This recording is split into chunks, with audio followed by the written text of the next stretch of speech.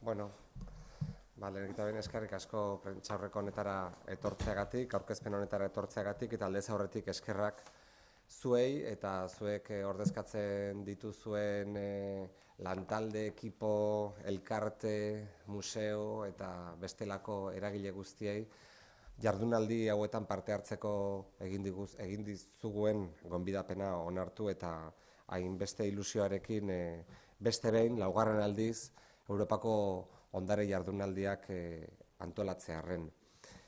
Jakina da, Europak gero eta garrantzia handiagoa ematen diola gure ondarearen zaintzari eta promozioari. Guk aldundi bezala eta gainontzeko Euskadiko aldundiekin elkarlanean duela urte batzuk ikusi genuen aukera paregabea geneukala gure nortasuna ondarearen bitartez bultzatzeko eta ondareak dituen hainbat esparru, hainbat deriba tratatzeko nahi edo grina hori, ez? Gaurkoan, alde batetik Forondiko kultura zuzendari nagusia daukagu gurekin, Maria Jose Telleria, baita Iñaki Irazabalbeitia, Alkizako alkatea, Maria San Sebastian, Topikeko Txontxongilo nazioarteko zentroko arduraduna, eta Claudia Penese, Euskal Herriko arkitektuen elkargo ofizialeko kulturkidea. Urrian eta azaroan 2 hilabetez segidan izango ditugu aurten ondarearen nazioarteko jardunaldiak, eta aurten ondarea plazara izango da gaia jakin badakizuen bezala.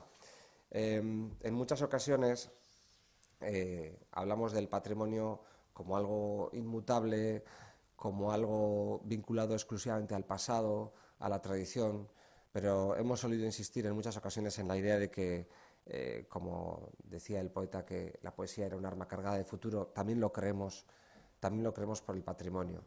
Y se han tratado en estas jornadas europeas de patrimonio hemos venido tratando diferentes asuntos, diferentes temas. Este año hemos querido abordar la parte más festiva, más lúdica del patrimonio, que nos remite al patrimonio material, pero también al patrimonio inmaterial. Cuando, por ejemplo, acaban de terminar las regatas de San Sebastián y son de largo más de 100 ediciones las que se llevan celebrando, y son unas regatas que empiezan a las 12 hasta que se incorporó, como toda buena tradición merece, el valor de la igualdad y la participación de la mujer en pie de igualdad, empiezan a las 11 y no se ha roto nada, por cierto.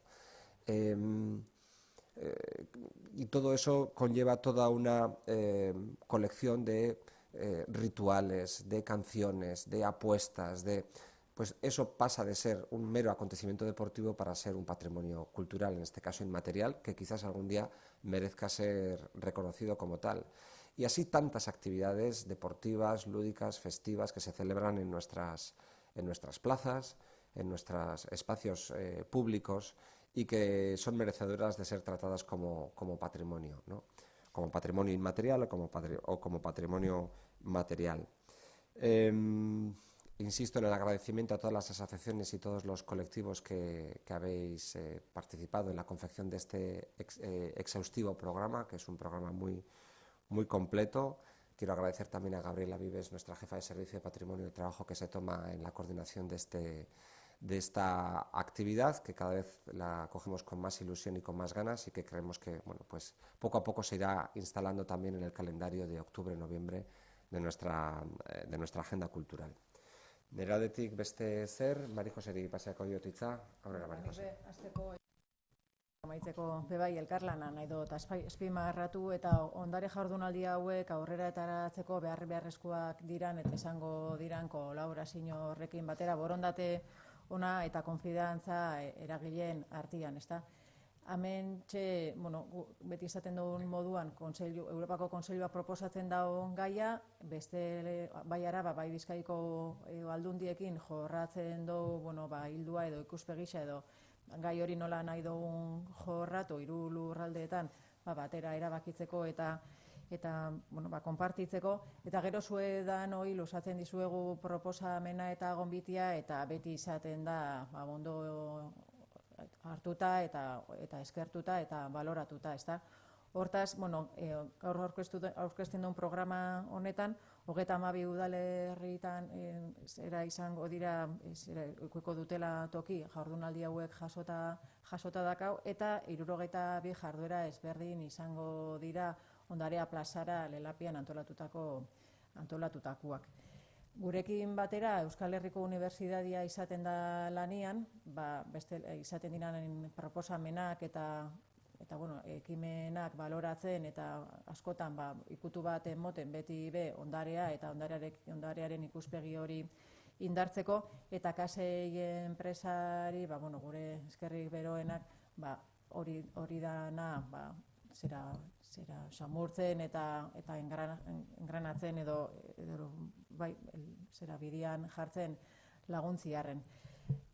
Programa honetan eragile ezberdinek hartuko duzue parte, bai udala, bai museuak, enpresa pribatua bai, elkartiak, eta hori badaka azpimarratzekua edo azkenerako danon artean bat itzen dugula eta bat izanen gehiago garela, ez da beti izaten dan moduan. Jasota da osbanan aktibidade guztiak, baitxa Bizkaian eta Araban antolatuko diranak azkenengo horrixetan, eta duda barik laugarren edizio honetan esatia dakau konsolidauta dauzela ondare jardunaldiak, eta zuen eskerrak emotiakin batera animatzia disfrutatzera, ondo indako lan hau ondo disfrutatzera, eta ikastera datozen jardunaldietan gero eta hobeto itxeko. Eskerrik asko. Eskerrik asko, Mari Jose. 32 udalerri horietako bat Alkiza da, eta gurekin da bere alkatea Iñaki Irazabalagoitia. Aurrera, Iñaki. Egunon, esan niretzako plazer bat da hemen zuekin egotea, eta aukera izatea Ondare plazara jardunaldi ekimen honetan parte hartzea. Hore bat da Alkizarentzako. Eta herri txikia gara, Ernio Gazume naturgunearen baitan kokatzen gara, Fagus Alkiza proiektua dugu martxan, da Ernio Gazumeko interpretazio zentruan. Interpretazio zentruaren 3 ardatozka, natura, gizakia eta kultura eta 3 txertatzen saiatzen gera, eta udaletxarentzako eta herriarentzako lehentasunezko proiektua da. Eta gure etorkizunean neurri batean proiektu horren baitan kokatu nahi dugu.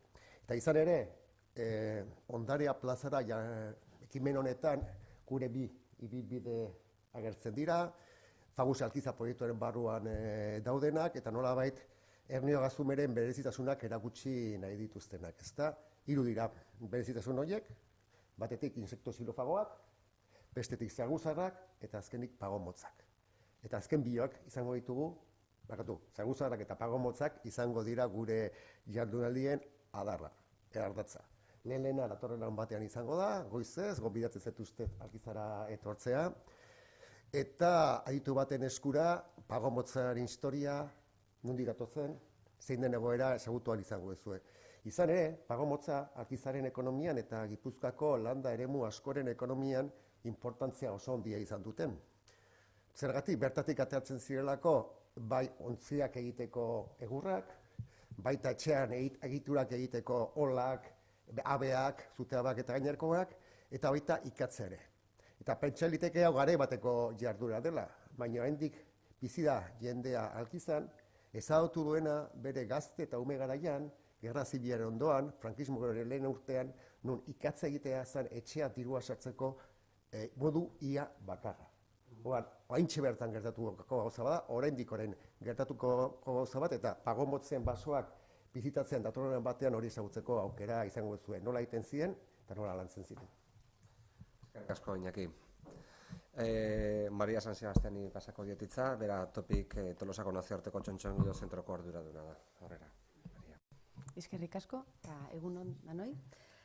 Bueno, gu, Mari Josek esan duen bezala, aurten da jardunaldien 4. edizioa, eta gu hasieratik gaude hemen sartuta, leko guztietan gaude sartuta.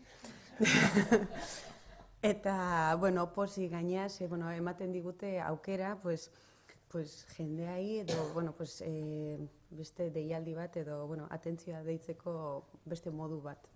Eta gainean normalean, kurtso hasieran da, beti da zaila da, guretzat, kurtso hasieran jendea erakartzea. pues, irailen urrin, hilabete zailak dira. Orduan, pues, aukera paregabea da, jardunaldi hauek guretzat. De baita, hortaz aparte, aukera ematen digu de baita, pues, normalean agian topikea gerturatzen ez dian pertson edo publiko esparru bati, pues, deialdi interesgarri bat egitea.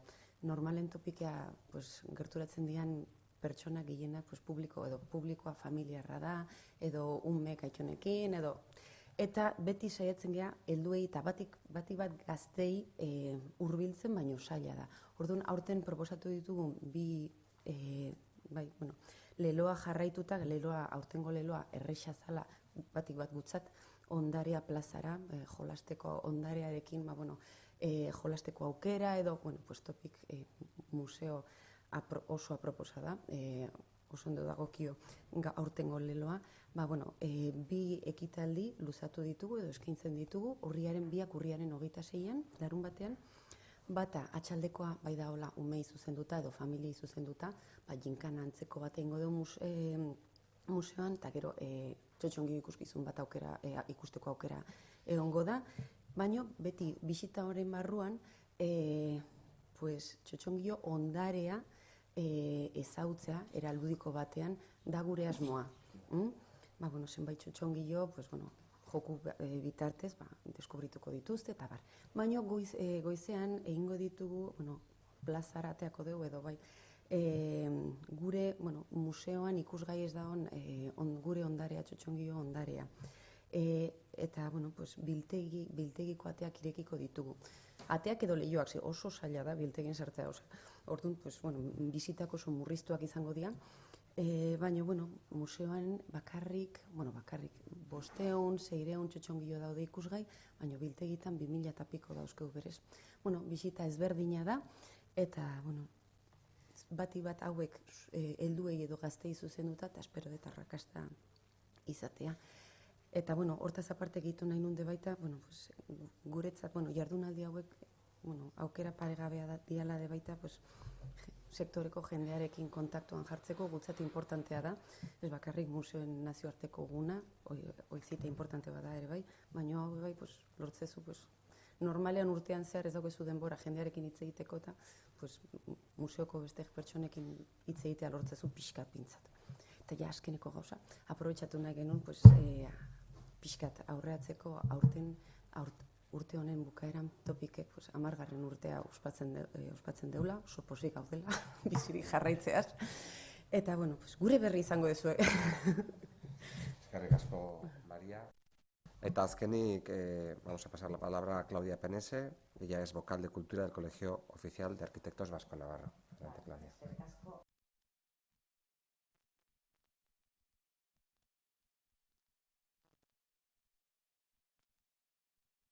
Del patrimonio urbano y arquitectónico. Entonces, ya son 3 años que colaboramos con estas jornadas de patrimonio y para este año hemos organizado una visita abierta al ex Cine Teatro de Ordizia del arquitecto local Domingo Unanue, que será guiada por Adurre Senarro, que ha hecho una investigación sobre este arquitecto.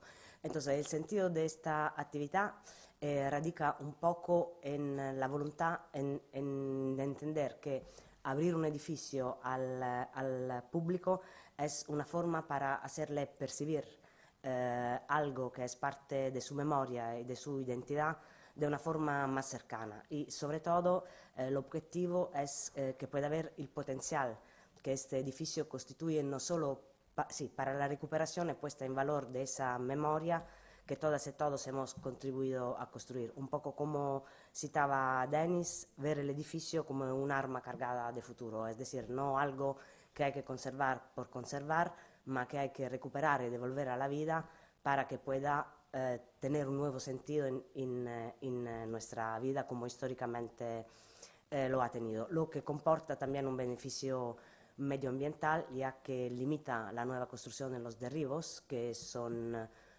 un gasto energético no indiferente, y posibilita reutilizar lo que ya se ha construido en el pasado. Dicho esto, yo quería decir una cosa más en términos generales. Son 3 años que colaboramos con esta estas jornadas de patrimonio y consideramos, bueno, creo que como todas las entidades que participan aquí, nosotros organizamos diferentes actividades, pero el hecho de estar en este marco creemos que tiene un particular valor porque el hacer, como decir, una acción colectiva donde todos, desde nuestra diversidad y planteando y utilizando lenguajes diferentes, caminamos hacia un mismo objetivo, creo que redunda en la capacidad de impacto de lo que ponemos en marcha. Eskerrik asko. Eskerrik asko zuri, Claudia. Bueno, bakarrik gogoratu jardunaldiak irailaren 14ean hasi eta azaroaren 15ean bukatuko direla. Beraz, 2 hilabete izango dira, jardunaldiak ospatzeko aukera paregabe izango dugula, eta besterik ez. Mentxe utziko dugu, ez dakit galderaren bat edo badagoen, pentsatzen dut ez. Tira, mila esker denoi.